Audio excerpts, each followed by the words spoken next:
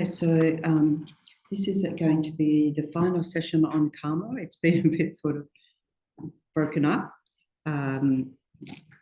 This is the final session on karma. When I come back after the next 2 weeks in Bunbury, what we're going to do is go back to the end of the year and completing the death and rebirth module that sort of got left in our hiatus. I didn't think it was a good way to start the year. Let's start with death, shall we?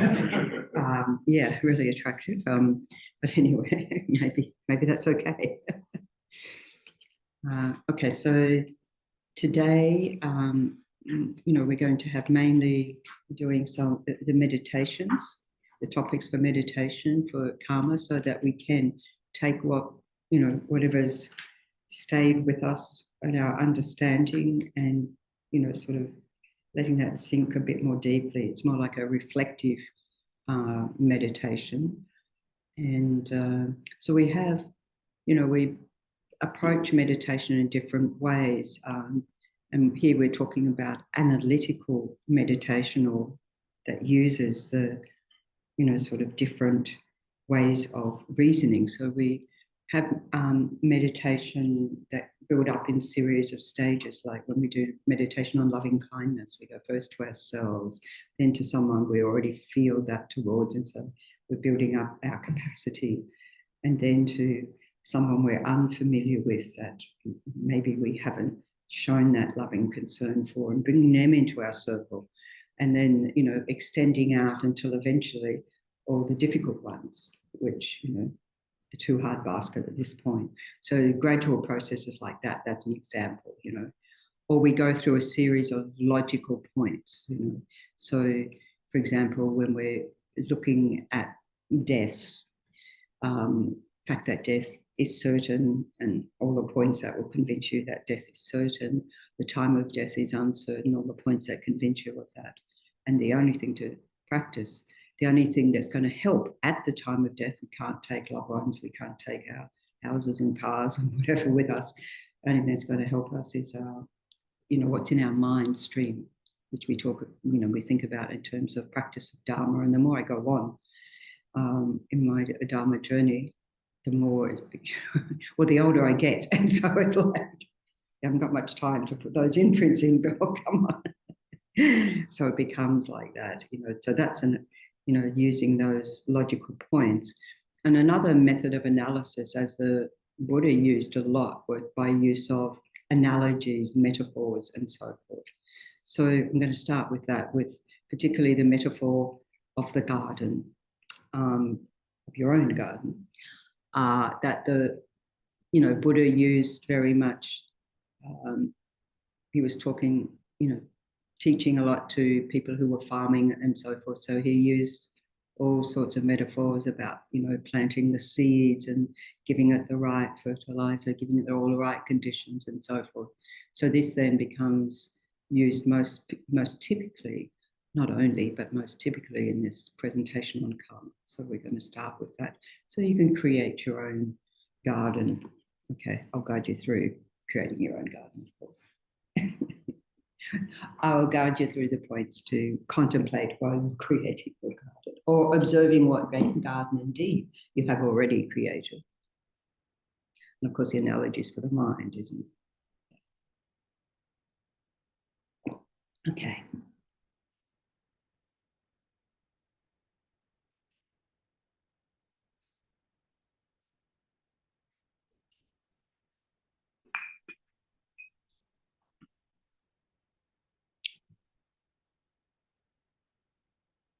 Okay, so you're already sitting in a comfortable looking posture, well trained already.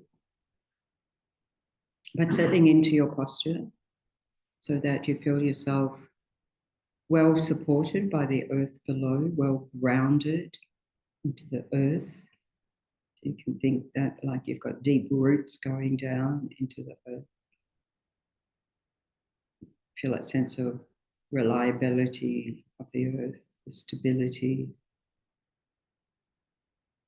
solidity, firmness that supports you, through the cushion, through the mat, through the floor, seat, through the floor.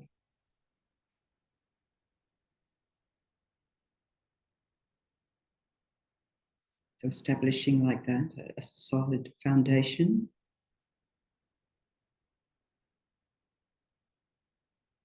That your body can just settle into, feel reassured, safe.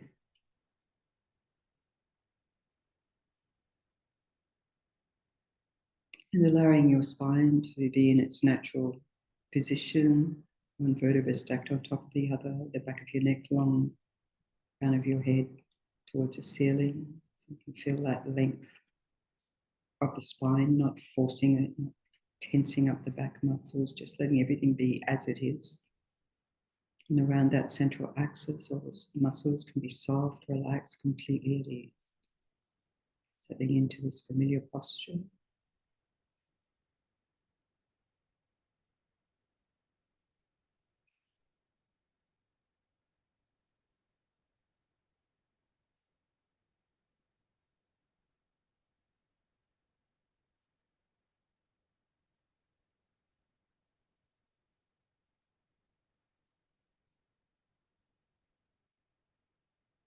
Turning your attention inwards to the space of the body.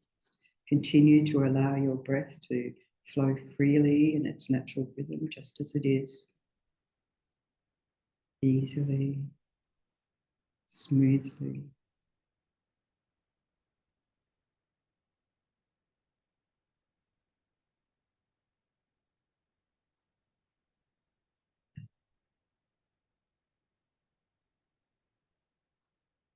So even now we might notice that stress, tension has crept into the face,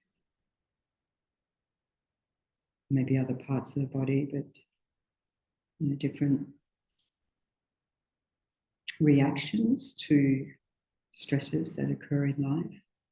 So the body can be holding those unnecessary tensions and tightness. So see the breath out, we can release some of that, put aside some of that unnecessary tightness in the body, allowing the body to settle more and more to a state of relaxation, comfort, and ease.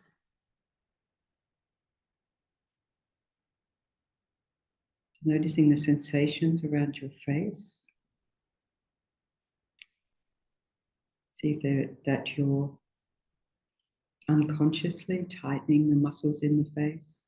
Even sometimes when we say meditate, we start to scrunch the brows if that helps, which it doesn't.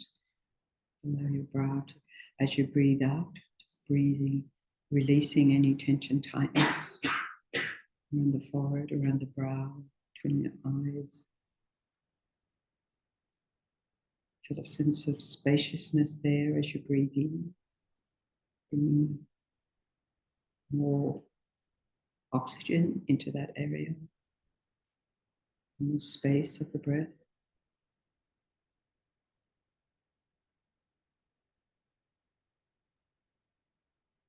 Around the eyes, just letting the eyes be soft and resting in the sockets.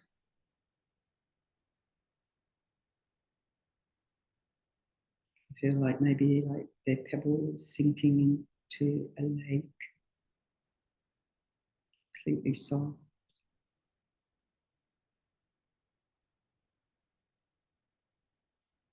Give them a break from all the activity they have to do throughout the day when we're engaging with the world around us. Instant relief to just take a break.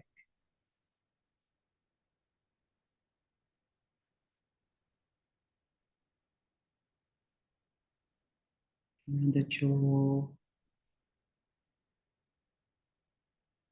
if possible, to persuade the face muscles to relax more as you breathe out, softening, letting go, not having to be so tight. As you breathe in, inviting a feeling of softness and ease and comfort into your own face.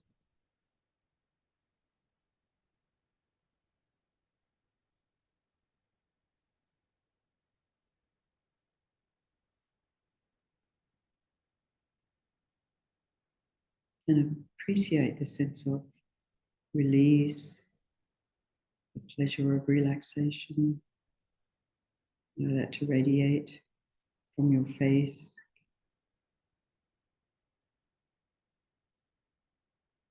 All those feelings of release are still there. Enjoy that.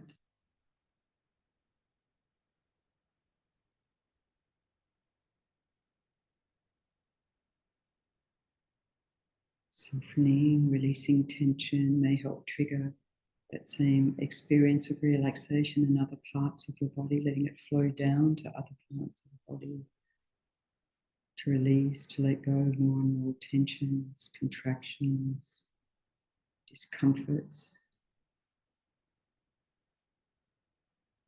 getting more and more into your meditation posture in a state of balance, stillness, and relaxation.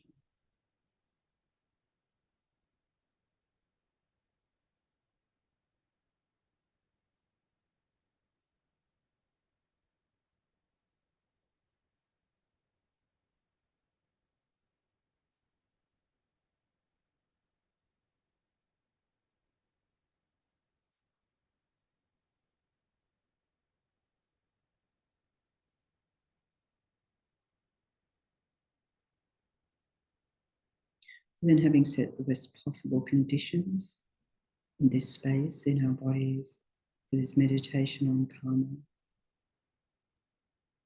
using our creativity, our imagination,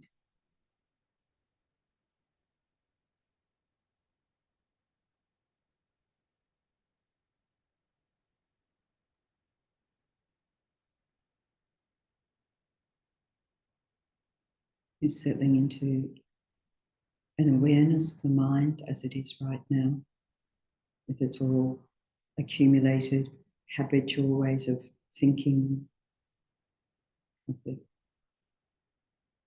karma of past actions that have built up habits.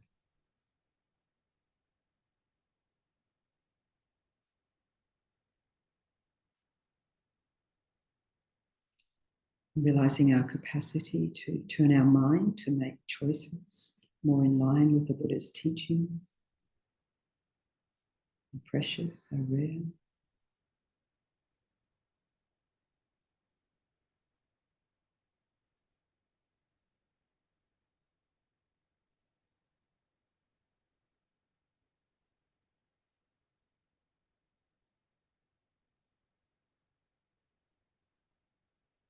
So reflecting on what we've discussed and learned, that wholesome actions, wholesome speech, in the garden of the mind give rise to wholesome fruits, plants, vegetation, and unwholesome states of mind, such as anger, jealousy, cruelty, and so forth, give rise to unwholesome results.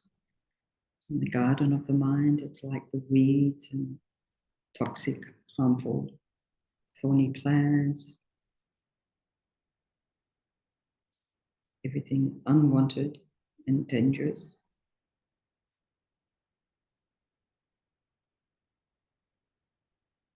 And ugly.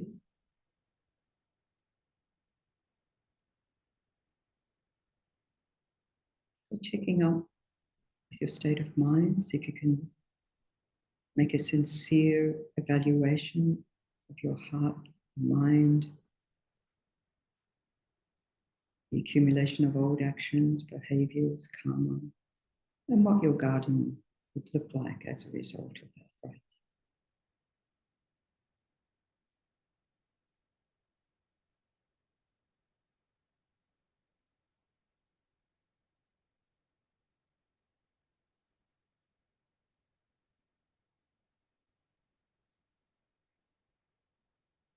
Can you allow it to bloom and flourish with beautiful forms created by your mind, created by your virtuous thoughts, actions?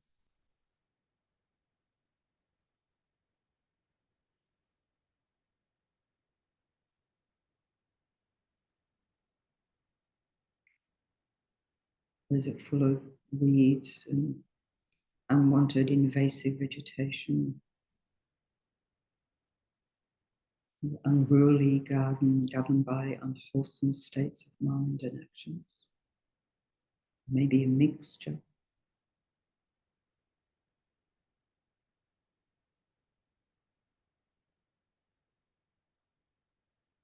Imagine as fully as you can the state of your garden, the state of your heart and mind.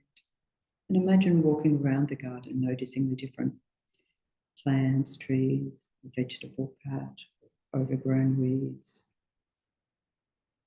What would the state of your garden? What would it look like?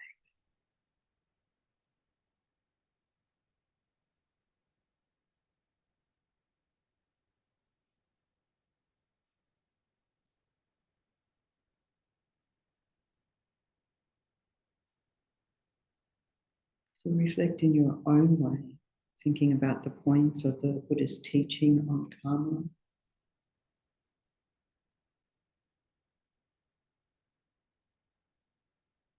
Karma is definite.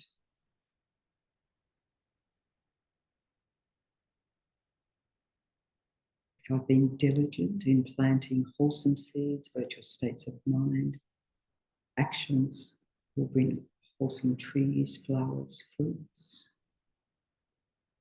What have you been creating? Do you want to plant more? Do you know how to plant more?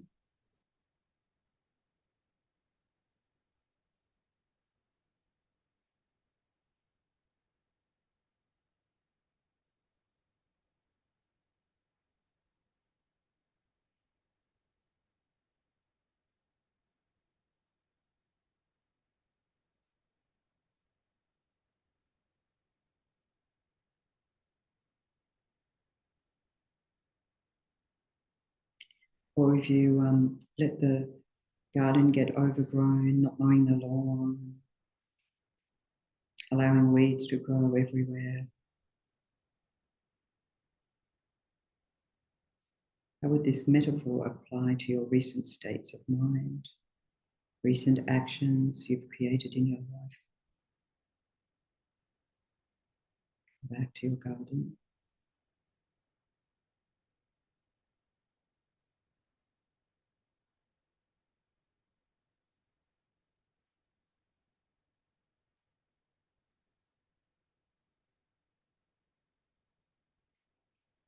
And secondly, even small actions can bring forth tremendous results. Multiplies greatly. A single seed can germinate and give rise to a huge tree with lots of flowers, fruits, and many more seeds.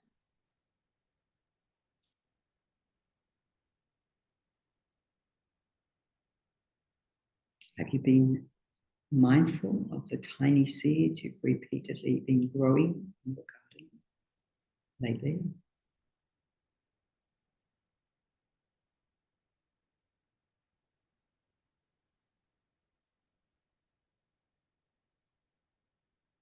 Have you been lovingly cultivating the soil, the conditions, water and nutrients to grow a lush garden of beauty, planting it with seeds of love, compassion, kindness?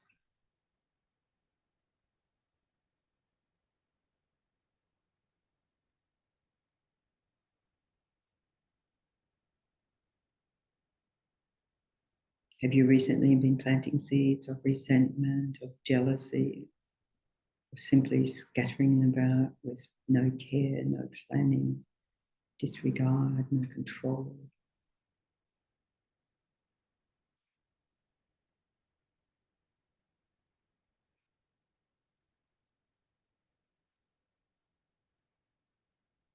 So reflect on some of the tiny actions of your day-to-day life. What sort of seeds have you been diligently or absent-mindedly planting in the garden of your mind?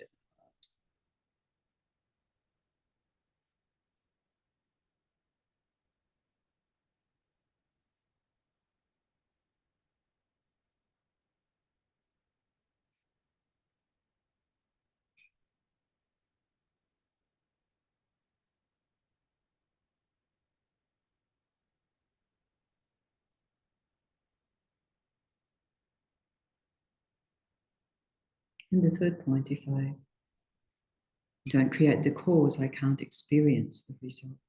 If I don't plant a mango seed or a mango tree, I won't harvest mangoes no matter how much I pray for.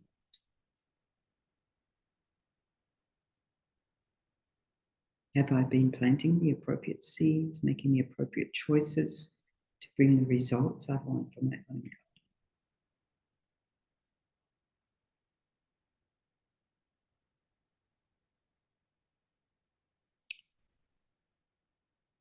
Have I made complementary planting so that one enhances and complements each other?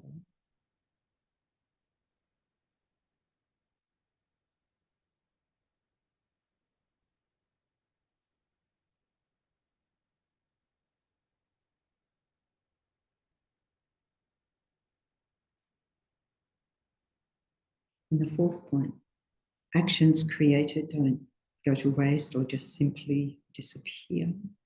When conditions arise, their actions naturally bring results. The seeds don't miraculously disappear, they lie dormant, may be damaged. As long as the seeds are there, they will bear fruit.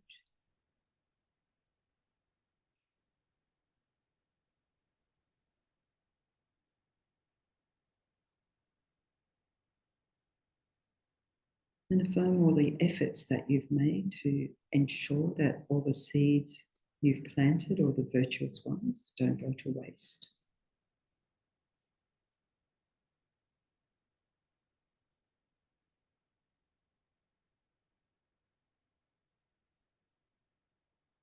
But simply await the right conditions to come together, like winter planting so it blooms in spring and so forth.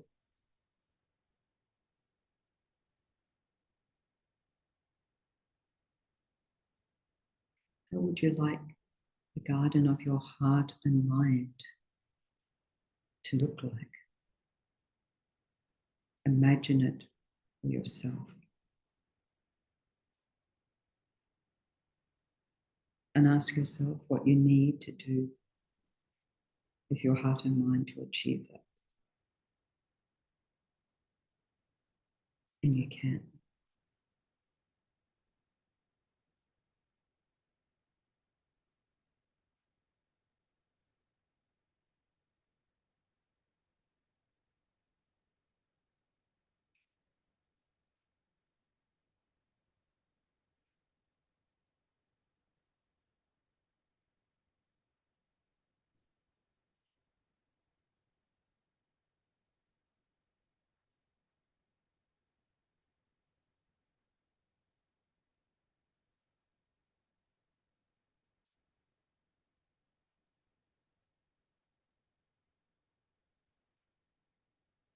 And bringing the meditation to a conclusion, gather together all the aspirations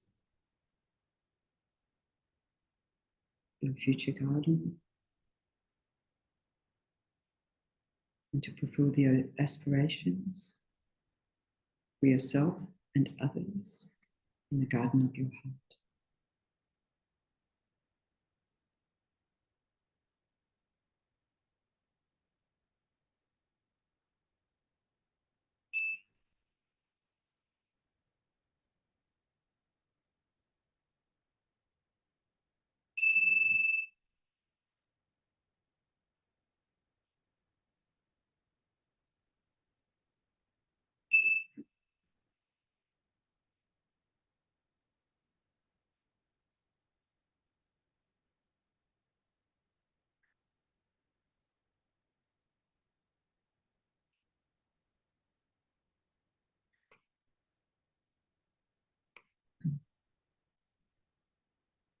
They say, how does your garden grow? How does your garden grow? Okay. So how might that have been helpful to you in an understanding of karma?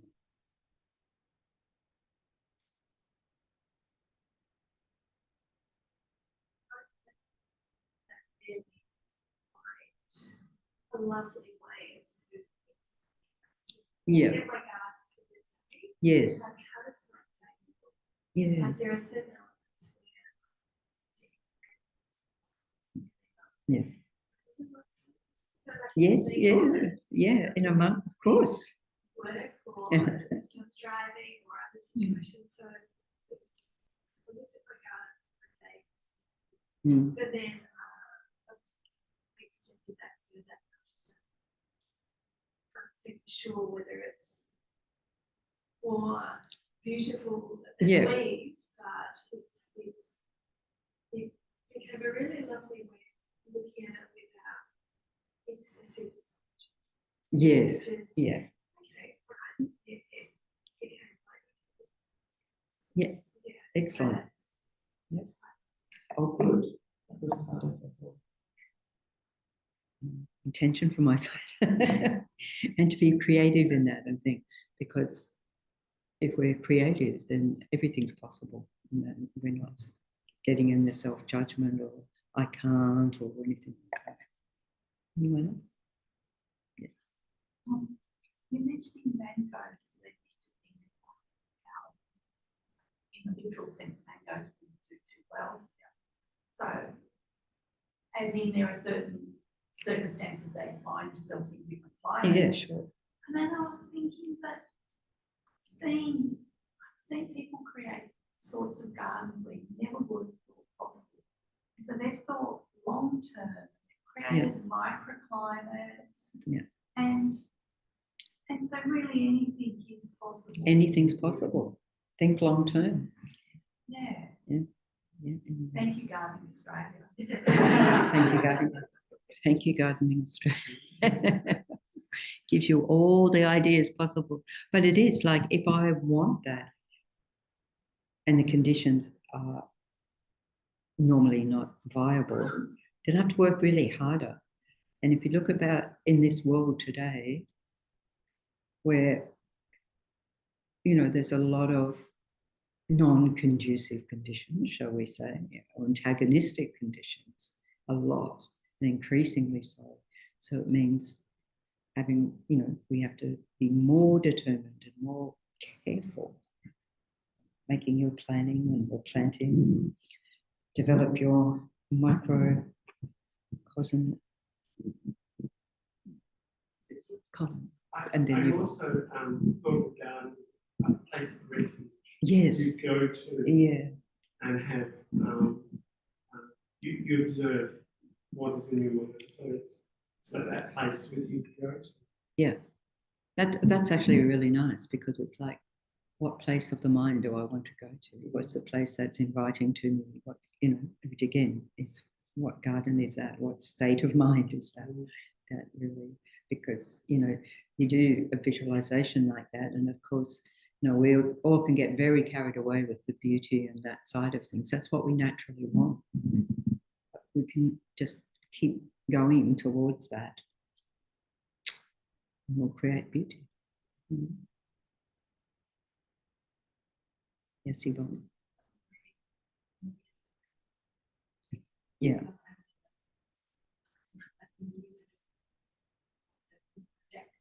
Well, yes. Oh, okay. Yeah. Yeah.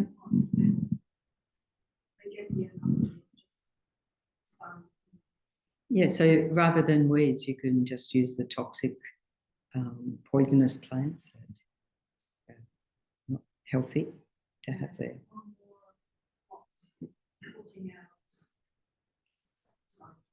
Yes. Yes. Yeah. Yeah. Yeah. Absolutely. Yeah. Yeah. That's right. That reminds me, people used to put that sort on, to make the lawn edge look very nice, and they use those whatever sprays. pretty toxic sprays. Roundup. Roundup, yeah, that's it. Very toxic stuff. Yeah. All right, so keep cultivating the garden and checking out on a day-by-day. What is my garden? What's my garden looking like today? It's quite like that. Thank you. Okay, so and it's good that, you know, it is a good analogy for the way that mechanics of how karma works in terms of we're planting things that who knows when they're going to germinate. You know? Even when we've got all the conditions together, we can't guarantee. Yeah. Yeah. I was thinking about who can determine whether a particular weed is going to crop up or a disease is. No, I wasn't just thinking of. Yeah. But Yeah. you can't control when you may get a pest. Yeah. And that's infesting. and that's, if we look at our mind, that's like needing mindfulness to check when those things start to arrive in our garden. Yeah. Start And to then I was appear also again. thinking about we planted some poppies last Oh, year. Yeah. And the most tiniest of seeds produced the most beautiful flowers. Yeah. And each one has hundreds and hundreds of seeds. Yeah. Just from one poppy. Yeah. So I was then thinking that just the smallest virtuous action. Yes, look how it multiplies. Produce. Yeah. Okay, good. So, all right. So I want to lead another meditation on karma. And this one,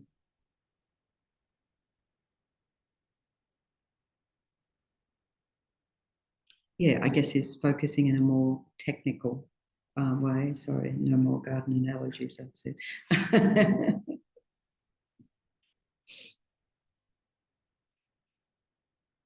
Okay. We'll just do that. Okay, so again, setting your posture.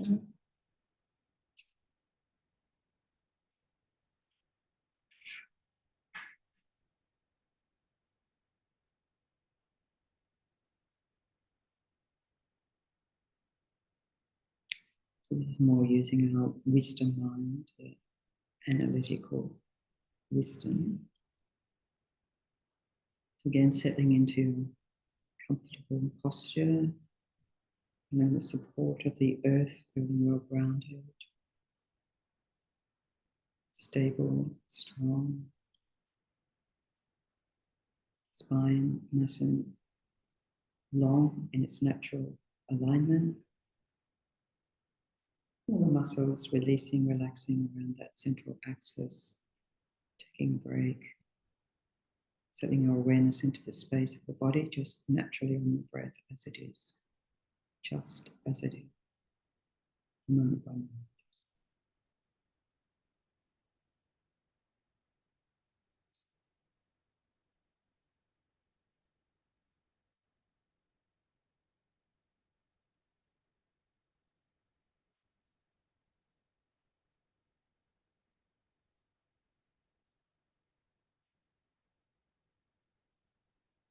And savor any experiences of pleasant sensations which are a result of ripening past virtue in every moment.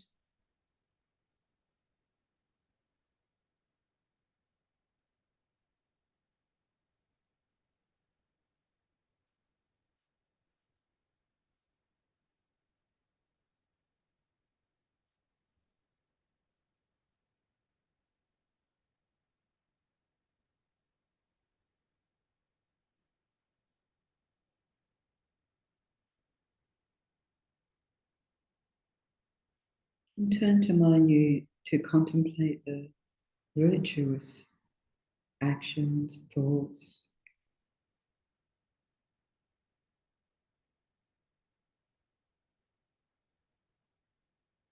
that you've engaged with in this life, that you've accomplished in this life through your physical actions, through your speech, through your training the mind or tried to accomplish. And there's different ones called to mind, maybe saving insects from drowning, maybe offering them a morsel of food to an ant, or so maybe small actions, being kind, being observant, in a caring, loving way. So reflect on that, and as different memories, experiences come to mind, you can take delight and rejoice in that, and give yourself a metaphoric, pat on the back. Not to generate pride, but to generate appreciation for how we have drawn the essence of this life to benefit ourselves and others in the world.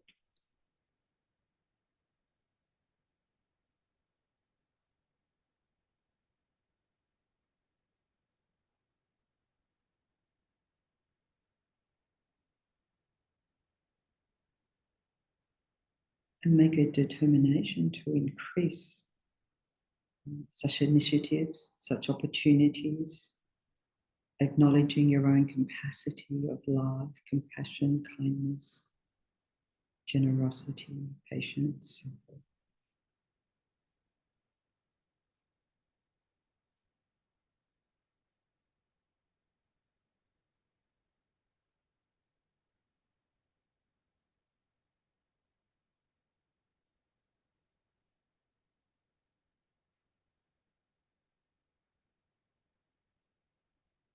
Then contemplating non-virtuous actions, being able to identify what is a non-virtuous action. And maybe pick one or two that you feel like more a tendency or common in your life, more habituated to. Maybe lying or gossip as an example.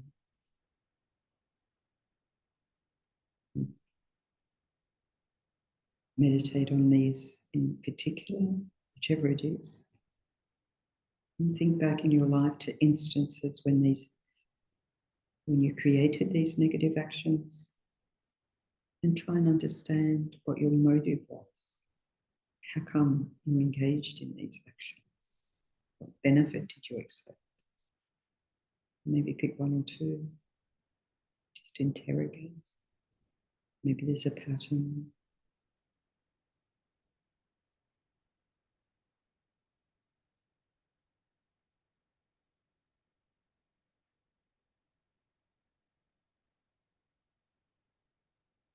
And see which of the three root poisons of the mind was behind that. Was it through anger and rage, hostility? Was it through desire to get what you want no matter what? Attachment, clinging, grasping? Was it a totally misunderstanding state of mind, totally confused, not in sync with reality, clueless, as we say, ignorant, not coming from a place of wisdom, but a place of ignorance? Just check out what was the main driving force for that non-virtuous action, whether it was speech, whether it was physical action.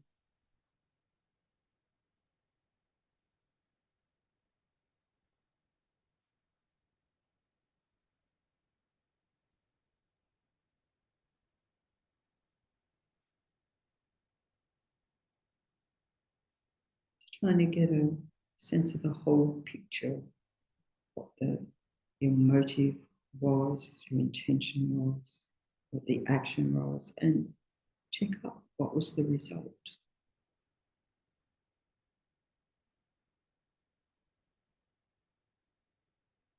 Of course, in terms of imprint on the mind, we have yet to experience the karmic result, but there are immediate results that we can experience and generate a strong feeling of regret for any harm caused yourself to others through your unskillful actions. Genuine regret. Simply by keeping that one or two situations in mind, not a whole flood.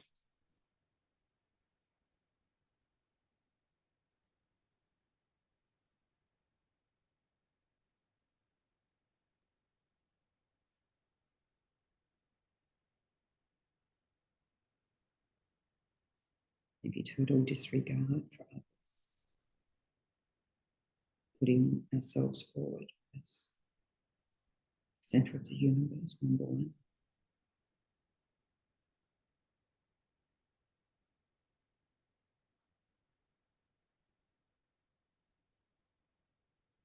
So of course, when we shine a light on our previous actions in the framework of understanding karma, we can see how many mistakes we've done. When we remember actions done from ignorance, without knowing karma, we might feel sort of embarrassed or sense of shame. Oh, I did this to so and so, such and such a time. It's just a natural response. But actually, if we really look at and discover each of these previous negative actions, is something to rejoice about, not rejoice in, but rejoice that our mind is capable of recognizing that as a negative action, recognizing that and understanding karma,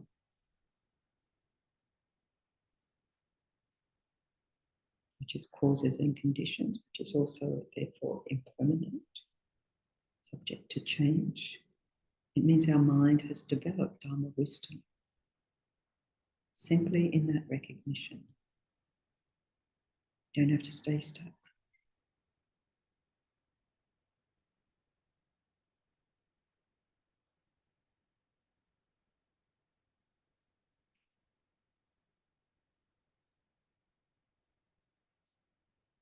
We have all these wrong ideas thinking that my past thinking before what I thought would bring me happiness was a totally wrong idea.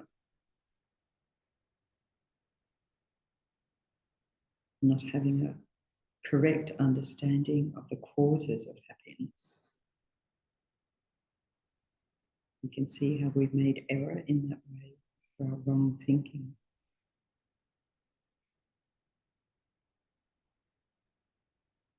So now, having met the Dharma,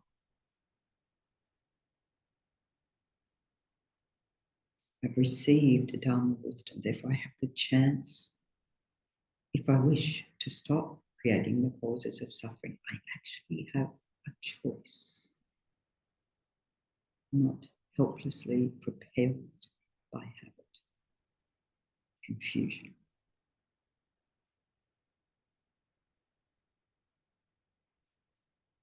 I also have the chance, while I'm still in this very life,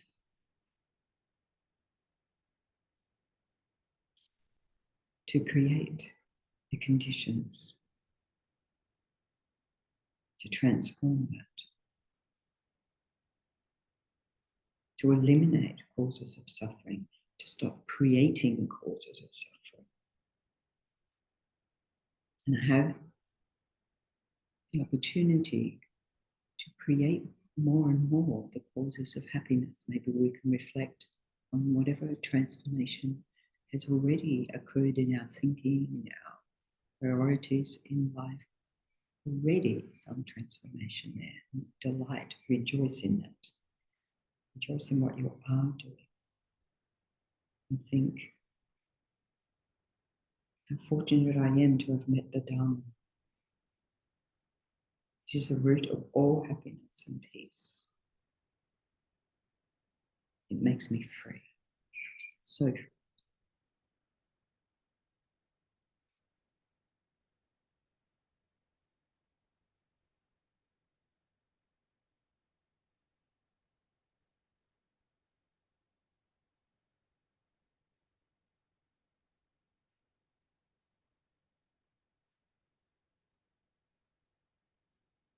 So remembering our past negative actions with the Dharma wisdom mind, not with the self-critical mind, the Dharma wisdom mind, makes you seek a method, what to do now.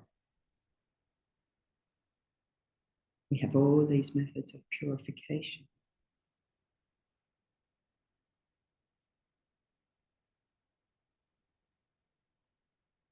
To pull out the toxic plants of our body, to remove or everything that's non-functional or that is detrimental to our spiritual progress. We also have massive opportunities to create miracles, accumulate positive imprints on our mental continuum.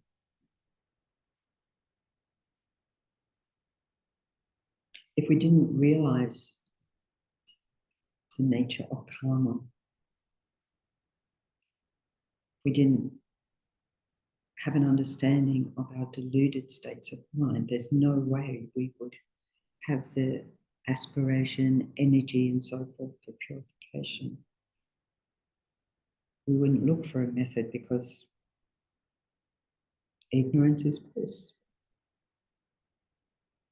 It's like the more we recognize the house is dirty, the more we have a chance to clean it and live in a healthy environment.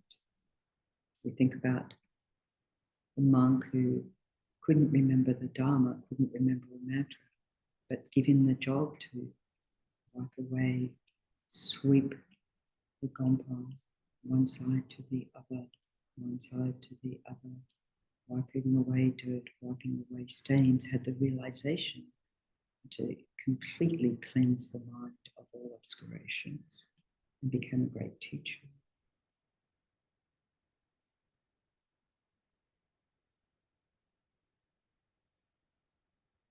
If we stay stuck in trying to believe that we're not deluded, that our opinion's right, that we don't create negative karma, we don't care, only produces more confusion in the mind, not a solution to life's problems.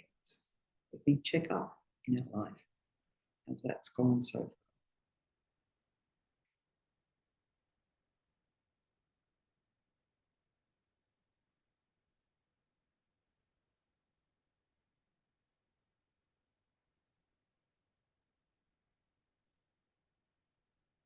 Visualizing the space in front of you, Guru Shakyamuni Buddha, just like here on the altar in the nature of light, delighted in your efforts, your practice, the cultivation of the wisdom mind. And as light streams out from the Buddha, from the heart of the Buddha into your heart and through, filling up every atom of your being, brilliant white light filling you completely from the tips of your toes up to the top of your head. As it does, completely dissolving any tendencies in our minds to give harm, any regret that we have holding on to old baggage, old habits created since beginningless time. And continue to have that stream of light coming in and purifying your body, speech, and mind, completely cleansing. While I recite the mantra of Shakyamuni Buddha. Mune mune ma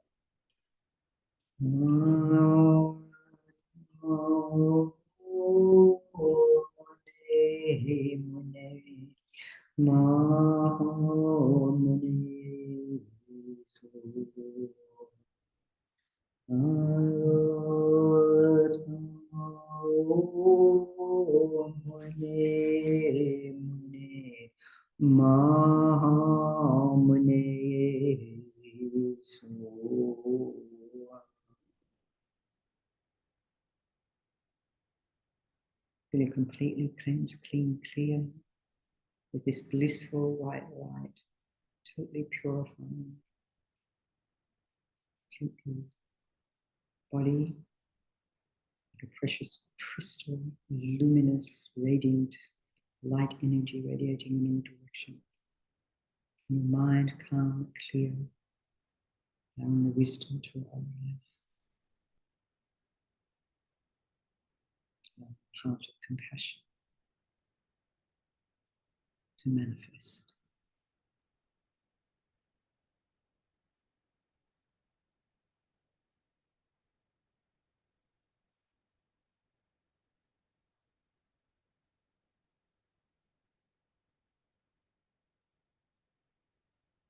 And think through the merits of engaging in this meditation. May my aspirations never cease. May my actions never cause even the slightest harm to any sentient being. Instead, may they only bring great benefit. Whatever suffering I have, whatever happiness I have in this life, may it only be a cause to benefit, to bring the greatest benefit to others, using them to achieve enlightenment as quickly as possible.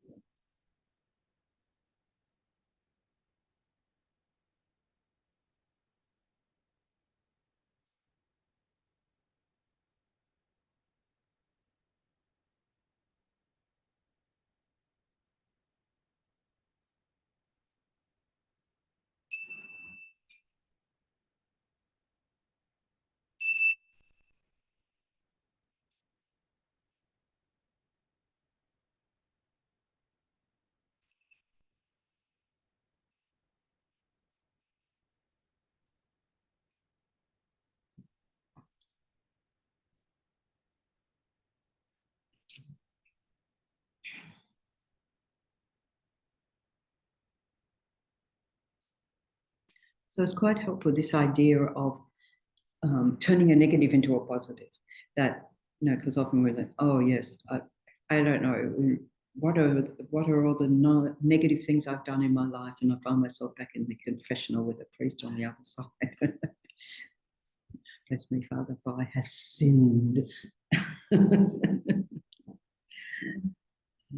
Well, I guess we do have the 7 limb prayer, we do confession and, you know, purification and so forth. But to actually see, yeah, if now I have a framework to understand that, I can do something with that, rather than just keep doing it with my head in the sand and so forth. Remember, just that, back to that analogy of the house that years ago, many decades ago, some book of Andy Warhol's I read. Is it that eight? Is it eight? Whatever it was called. What stuck in my mind from the whole book is that we find a space and we enjoy the space. We call it home. And then we fill it up with stuff. So it's like, yeah, along with our house cleaning, decluttering the mind. Is it Marie Kondo, the mind? Stuff. The stuff of the mind. Okay, so is there any comments, questions?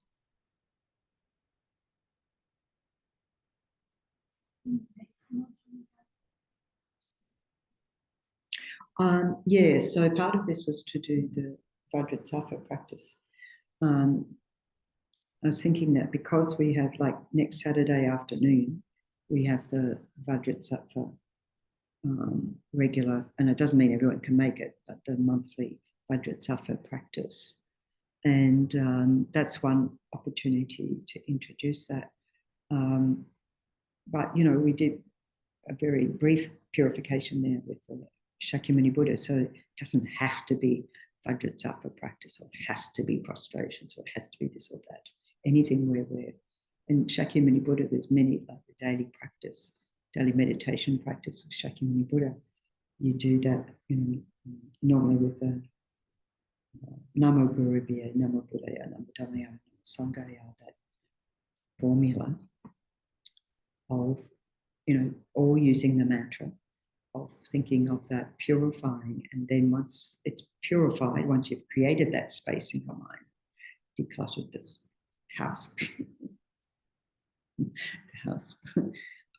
then you visualize golden light coming in and filling you up with all the positive qualities of the Buddha, Sangye, having purified completely and having lost all the positive qualities. So it's quite not just purification, but an enhancement of our virtue, which is the accumulation of merit, which is what we need also to do. So it's quite nice. So yeah, we can go through that when we're doing the death and rebirth. It becomes very critical at the time of death. Yeah. So,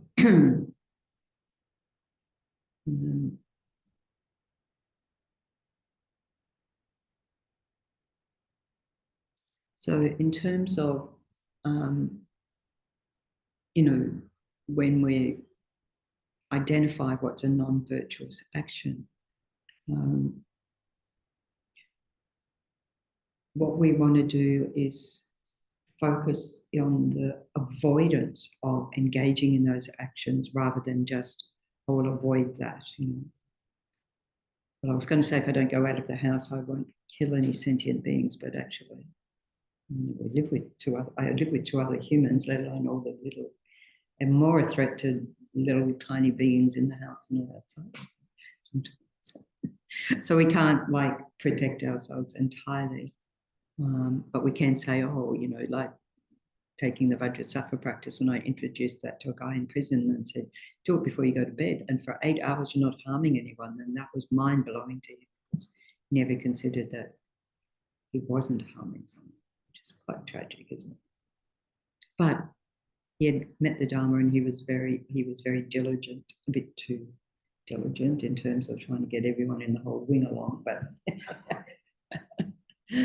good on the effort anyway. Seemed to work for him. So he went on when he was released to, and because he was a foreign national, was released overseas, and he was working in aged care, and this tall young man with long black hair in the aged care facilities with his tats. He just loved feeding people and wiping their bottoms. Basically, he just thought it was fantastic. Fantastic work. I'm sure they thought he was fantastic work as well. Yeah. Okay. So the most important thing is that we actively, we actively engage with virtue as a dynamic process. It is action that we engage with.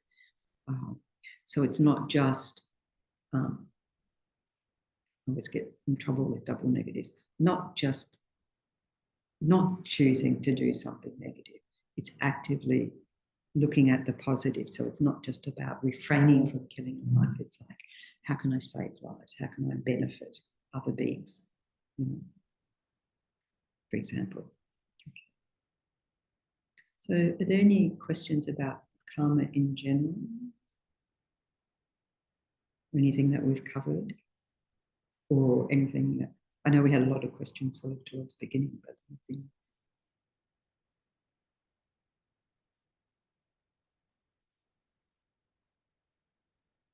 You don't have to have. You just got to practice it. Put it into practice. Okay. So we'll do a brief concluding meditation, rejoicing meditation, and then we'll recite some of the swift prayers for swift prayers for the swift return. Okay. So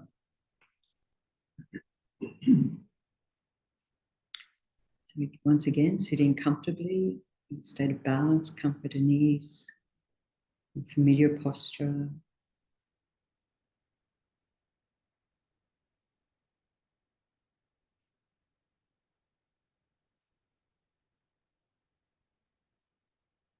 If you're feeling a little bit sleepy, the eyes a little bit more, allowing some more light in. If you're feeling mind's too active, you can close in a little bit more, whatever's comfortable. And just take a few deep breaths, feeling the air coming in and out. And then just let your breath settle back into its own natural rhythm.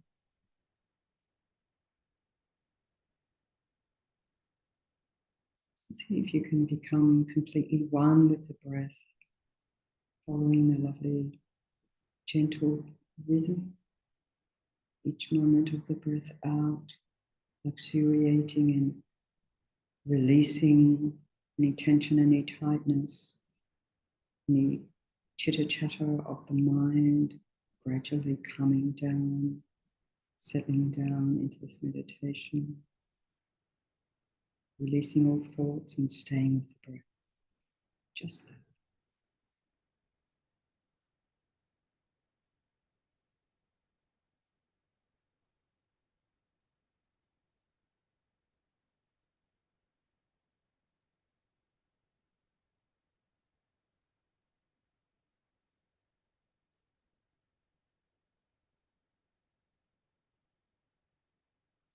And turn to your mind to contemplate, to reflect on how much you've learned about karma.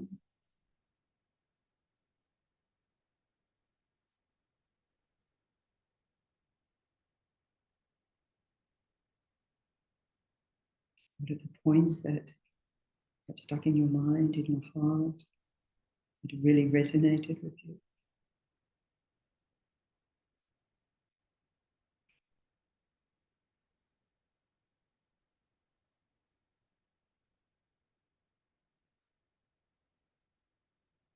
And rejoice that you've met such teachings and that you have perhaps met these before and then enhanced your understanding,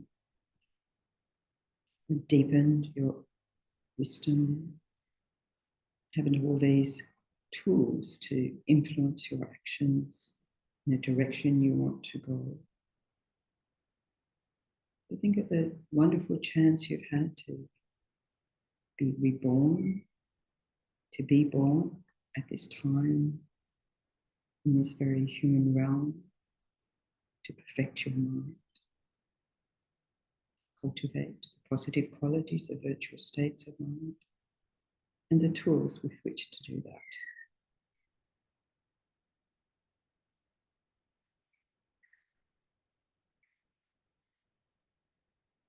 This is indeed rare and precious.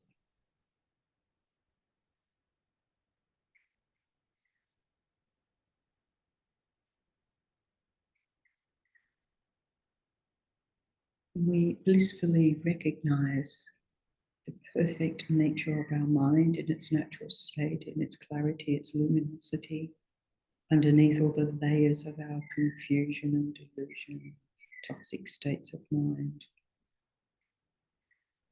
connecting with true nature of mind, which is our most precious treasure.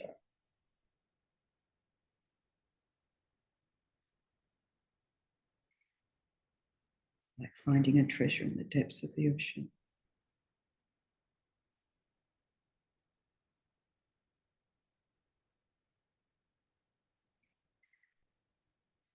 And resolve to keep this treasure as sparkling, clean, clear as possible. Precious gem.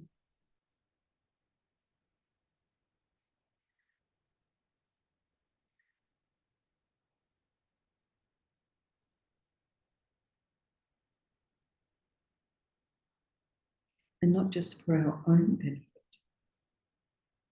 but developing a very strong desire to help all other sentient beings suffering in samsara through perfecting our own mind, enhancing our capacity, our wisdom, our compassion to benefit others.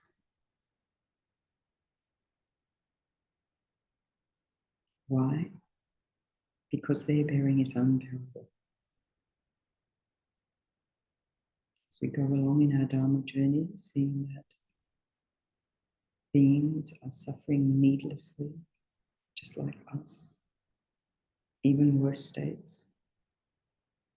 Too much practice ourselves, cultivate all there is to be cultivated, the virtues of the mind, the qualities of the mind, to benefit the world.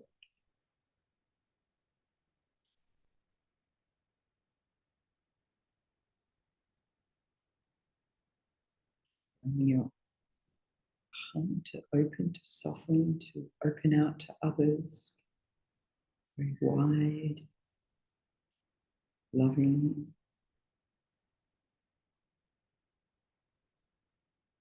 And dedicate all the positive energy studying this, all the previous sessions, to the well-being and happiness of all sentient beings.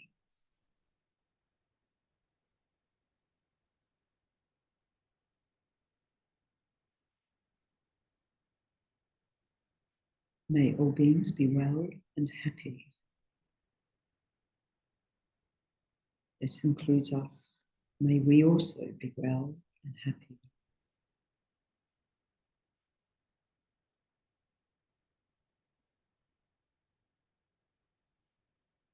May we all progress on our individual paths quickly, very quickly, on the path to fulfill liberation and enlightenment for the sake of others.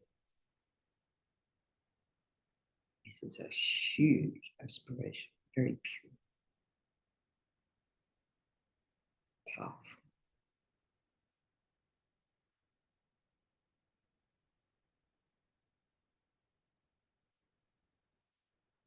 As we learnt about karma, this is the most important.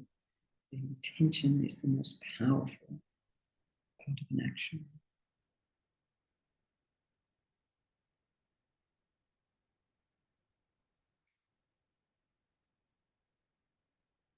Gathering all that power and positivity together and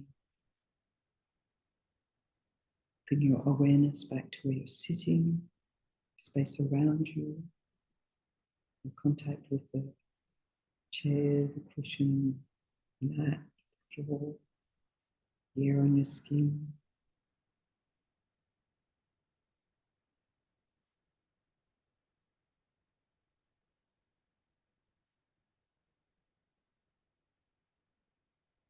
And when you're ready, gently open your eyes and adjust to the light and sights around you, happy and refreshed.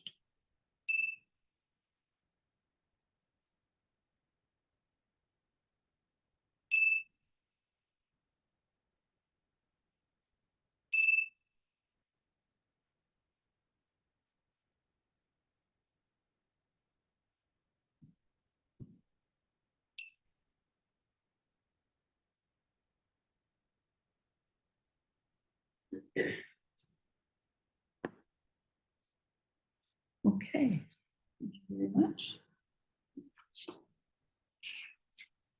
There are some questions if you like them. There are questions for the module if you would like them.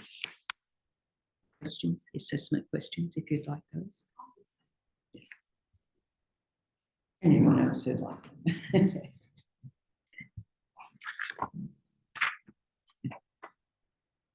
Okay, so we'll create even more amazing virtuous imprints through reciting the prayers for the swift return of Lama Zopa Rinpoche. I have to say that it's been quite amazing. Copan's bursting at the seams. Nobody can, I don't even know if there's space to pitch a tent.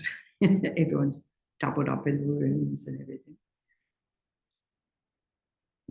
And there's 24-hour prayers for the swift return of Rinpoche going on in every part of Copan, which is quite extensive, let alone all the other monasteries in India. Well, not all necessarily, but most of the big monasteries in India and Nepal. Let alone what's happening in Tibet that we probably won't hear about. Yeah. And all these very high lamas, so it's very, just seeing their impact and how important Rinpoche has been in the world, how significant in the world. It's quite phenomenal, quite mind-blowing, really. Yeah.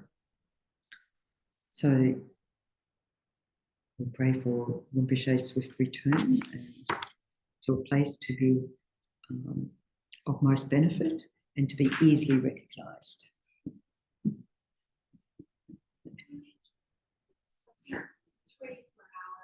Yeah. They're doing, at least they said they were doing the 24 hours for the 7 days, which is already finished, but they're still going, doing the 24-hour practices. And they're in different places. Like it seems to be in the room where Rinpoche's holy body is being embalmed, that in that room, that, you know, it's sort of like one group comes in for 2 hours and another group comes in, and then another group comes in. And, yeah. On YouTube, because it's all live stream. Yeah, that's right. YouTube, yeah. So it's quite amazing. Yeah. It's a lot, isn't it? Yeah. And then, you know, outside in the debating hall area where the Tara wall is, and then notice this group that came in, you might have seen, with the church drums, the big drums. They're not the little hand drums, they're big ones. And so that was from a particular area or whatever, and they all came in. Might have all been lay people, mostly lay people. So it's just like a buzz everywhere, incredible. And what energy that must be resounding there. So, you know, tapping into that and being part of that. It's just like when we do Shakyamuni Buddha mantra and it resonates in us, or when we recite the prayers, it resonates in us and that impacts our environment. So, yeah, we contribute, we're part of that. Okay, so here, page 5. This is, I think, version 1. Somebody did say yesterday, oh, I've got a different version. It's just like, there are only slight differences in the tinkering with some of the translations, I think, in Kardraw's prayer. But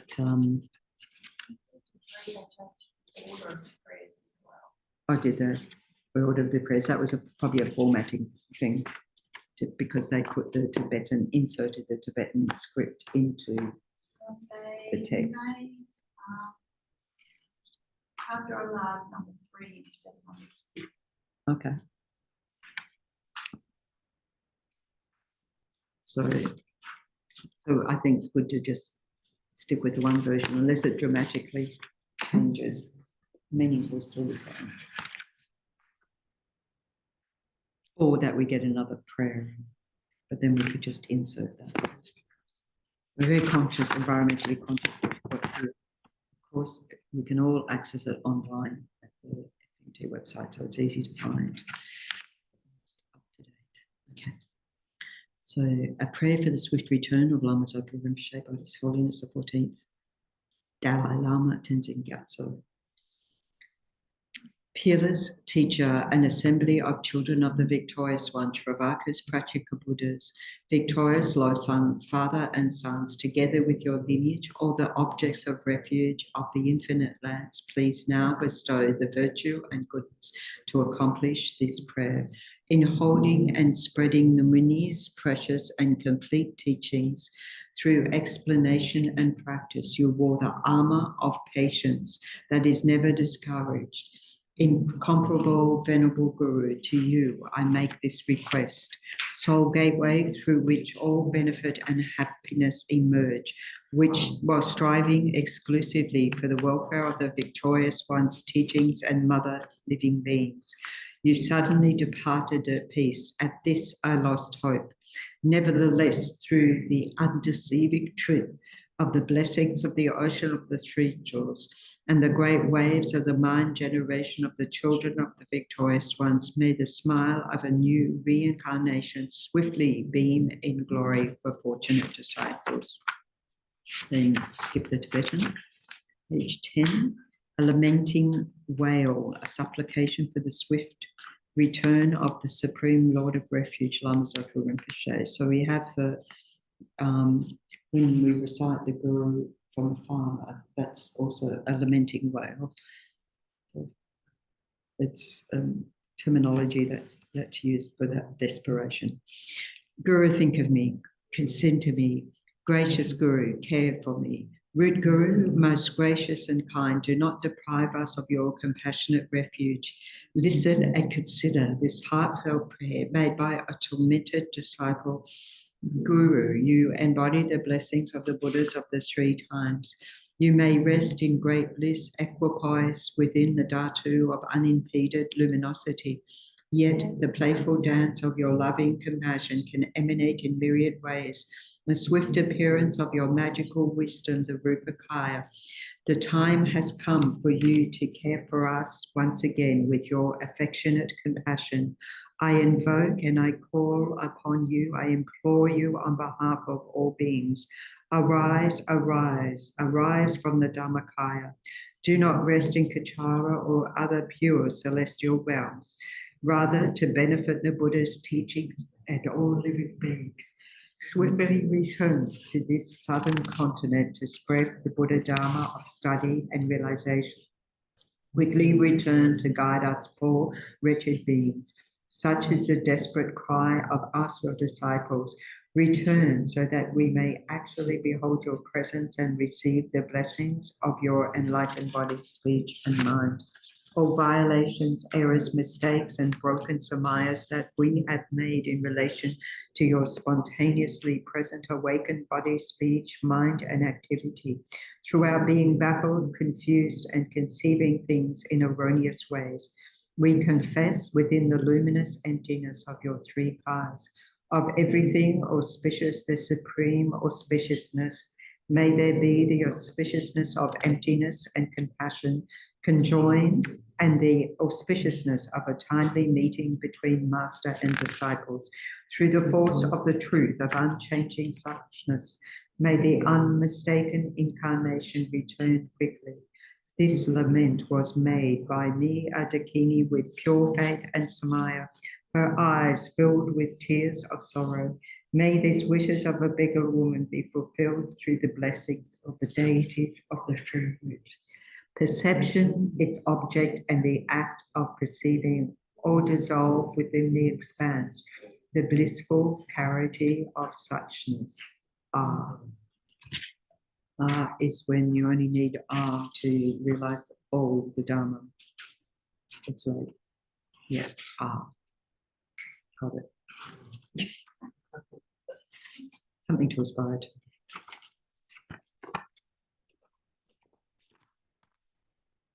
Page 17, a swift return to prayer to Lama Zopa Rinpoche by Khenso Jado Rinpoche. Patient in bearing the hardships of spreading the teachings of the Muni in general and the teachings of the victorious Jangun Tsongkhapa in hundreds of directions. Lord of Dharma, holding the three vows and wearing saffron robes, please quickly return as the glory of the peerless teachings. You held the teachings of explanation and practice with great asceticism. Unable to bear, the transmigratory beings are confused by the darkness of suffering. Through your great loving kindness, you skillfully led them to happiness. Unparalleled Son of the teachings, please return quickly. Beautified by the ornament of supreme patience in increasing the Dharma practice, or the supreme authentic teachings of the victorious one through listening, reflection, and meditation. Guide of all transmigratory beings along the perfect path, true and perfect pure Guru, please return quickly. On page 20, swift return prayer to Lama Zopa Rinpoche by the 11th Lelong Rinpoche. The lamp of the Ganden teachings, the supreme refuge Lama Zopa, is parted in order to raise to the Dharma disciples who cling to permanence. Supreme Being, you took upon yourself the Kadam teachings way of life and were bound to it night and day, greatly benefiting the teachings and transmigratory beings.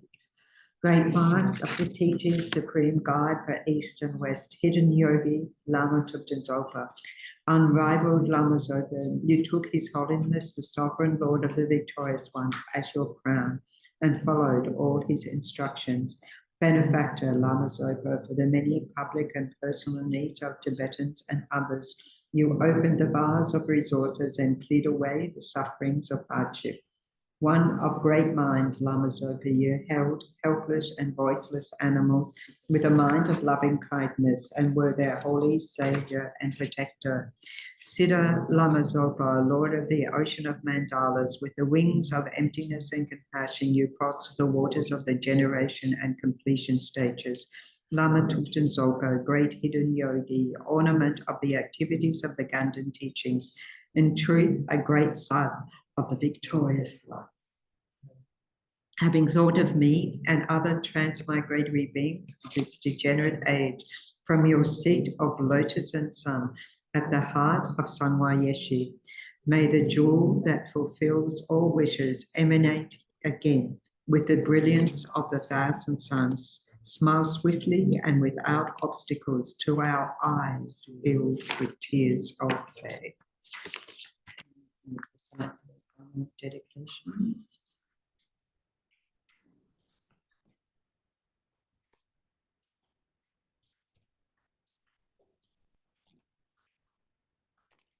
Page 16, under the third verse down.